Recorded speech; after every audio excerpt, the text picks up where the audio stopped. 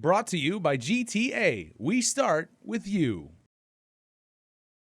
In the wake of the Ninth Circuit Court's ruling against CHamoru self-determination and in favor of Dave Davis, former Congressman Dr. Robert Underwood is leading the charge, organizing a march for self-determination on Labor Day and a presentation on self-determination last night at the University of Guam.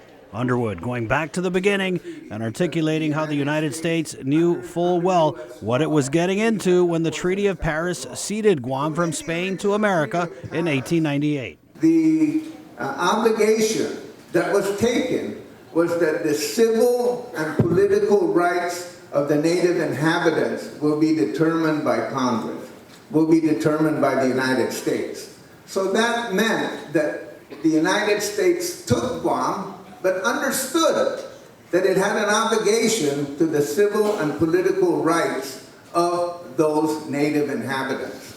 It was standing room only at UOG's class lecture hall as Underwood at one point talked about how the Organic Act was amended to include the 15th Amendment of the Constitution in 1969, 20 years after it was signed.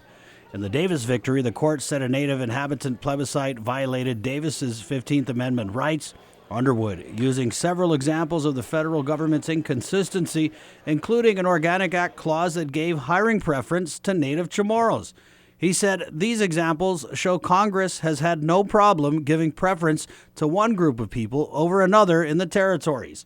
He also argued that Guam seeing improvements like elective government and inclusion in federal programs should not be a trade-off for decolonization. Sometimes people think that incremental political progress is a substitute for self-determination, and I maintain it is not.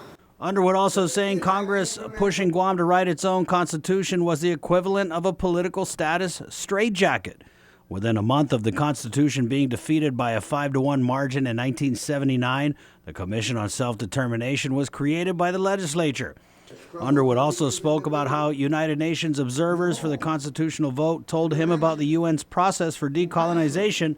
Underwood, the first Chamorro to testify before the UN on Guam's quest for decolonization. And it will continue on Marine Corps Drive on September 2nd, 2019. Not to dishonor the efforts of U.S. Marines to liberate Guam from the Japanese, but to bring full meaning to the term liberation.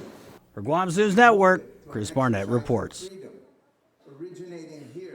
Brought to you by GTA. We start with you.